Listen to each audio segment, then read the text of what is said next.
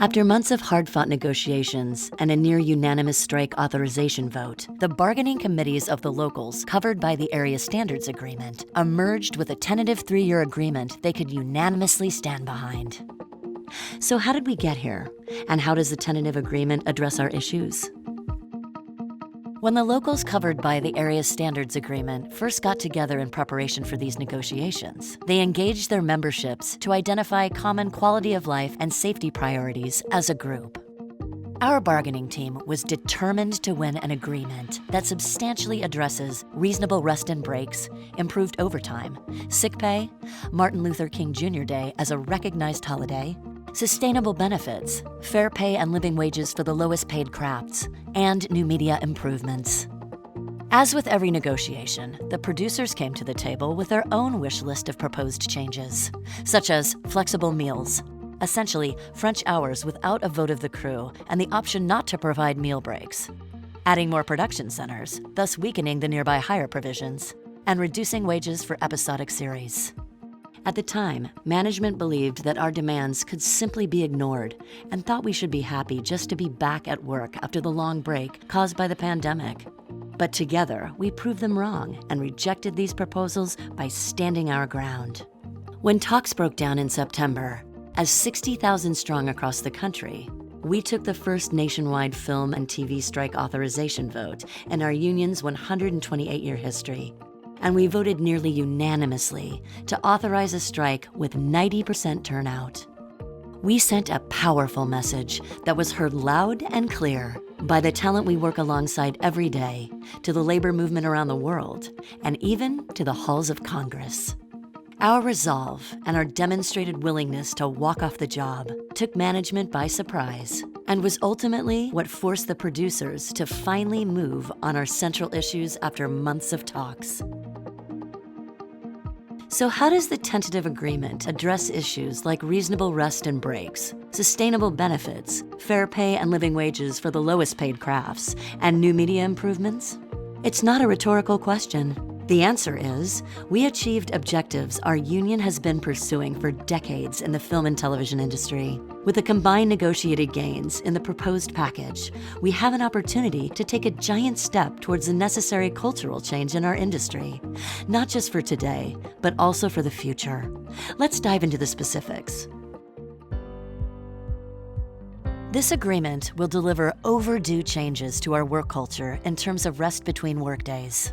For local and nearby hires, a 10-hour minimum daily turnaround will take effect 90 days after ratification for all product types. For the first time, this improvement will include pilots and the first season of a series, types of productions notoriously abusive to our members. The tentative deal also contains very strong weekend rest provisions. 90 days after ratification, hourly employees will receive 54 hours of rest after working 5 consecutive days in a week, and 32 hours of rest after working 6 days, or when the 6th day of work is on the 7th day of the work week. It should be noted that going to a 6-day work week triggers further financial deterrence, starting at time-and-a-half rates to begin the same day.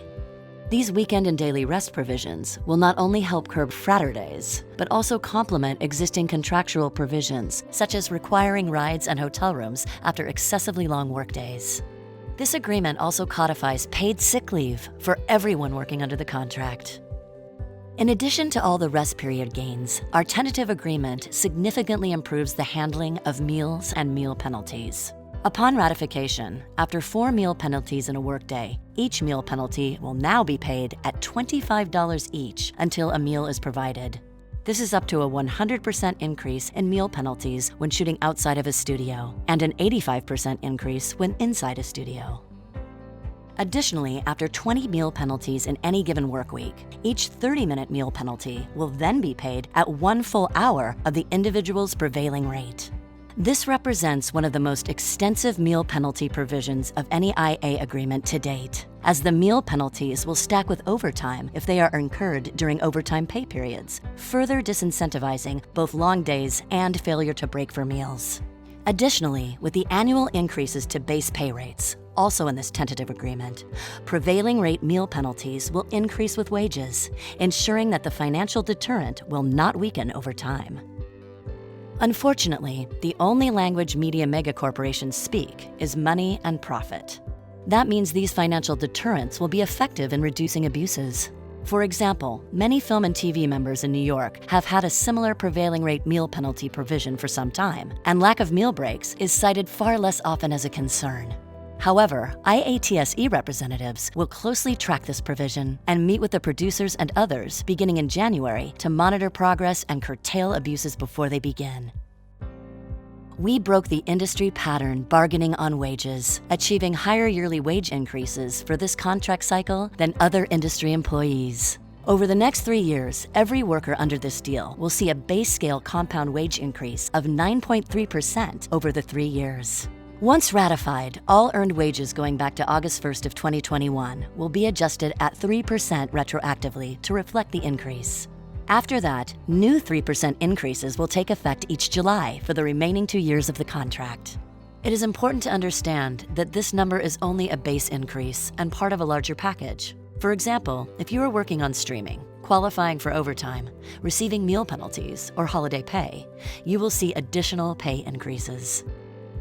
We are proud that this new agreement recognizes our lowest paid sisters, brothers, and kin working in television. They will now have a minimum wage that increases almost 4% in year 2 and 6% in year 3, putting us on a clear pathway toward living wages for everyone in our union. But our gains go even further. We also succeeded in securing an 11% total increase in the per diem rate, which jumps $6 to $59.50 per day. Additionally, members who use their personal vehicles will now be reimbursed for mileage at the IRS rate, and the nearby higher living allowance will rise by 20% over the course of the agreement. By the 3rd year, it will have increased to $91 per day and $637 per week. Members will also receive double time after 12 hours worked on television and streaming episodic productions. All of these gains put more money in our members' pockets. Our gains in higher wages and better working conditions also extend into streaming. In fact, this contract introduces the creation of new tiers with improved wages, one for low-budget series over 20 minutes and another for mid-budget one-time long-form productions. Also, all streaming video-on-demand dramatic productions longer than 20 minutes will now have established wages, terms, and conditions. In the past, this was all subject to negotiation. We have achieved unprecedented advances in the daily health benefit contribution rates. Under the new agreement, the per person per day employer-paid contribution will increase by $6 in year 1, an additional $6 in year 2, and another increase of $7 in year 3 of the contract. Once the deal is ratified, this benefit will be applied retroactively to August 2021. These 3 yearly increases represent the largest benefit increase in the history of the ASA. There were also some additions that we found mutually agreeable toward making the film and television industry more diverse, equitable, and inclusive. These measures include the drafting of a diversity and inclusion initiative statement, making self-identifying data accessible to producers, increased training opportunities, and an agreement to convene the Joint Diversity and Inclusion Task Force within 30 days of the contract's ratification. We also succeeded in becoming the first of the industry unions and guilds to establish Martin Luther King Jr. Day as a recognized holiday. Overall, we won at the bargaining table by standing together. This allowed us to attain some objectives that we've been collectively pursuing for decades without granting any major concessions. Over the last several years, hurricanes, ice storms, forest fires, and other unpredictable events have demonstrated the importance of flexibility in changing and canceling calls to provide the safest work environment for our members. We also agreed to a 4-hour call for days which are not worked and which are only used to provide training. The bargaining committees of the locals covered by the Area Standards Agreement voted unanimously to endorse this agreement for ratification and recommend a yes vote. This landmark tentative agreement provides every local with something their membership wanted. No local or craft was left behind. This agreement represents some of the most significant, far-reaching, and groundbreaking gains we have achieved in a negotiation. The new contract is overwhelmingly endorsed because it provides extraordinary gains in all our priority areas and no reductions to existing benefits or working conditions. But none of these advancements will take effect until the contract is ratified. We urge you to vote yes. All of us should take the time to read the full language of the contract, ask questions to make an informed decision, and vote. Additional materials explaining the facts presented in this video in more detail are available at asa.iatse.net.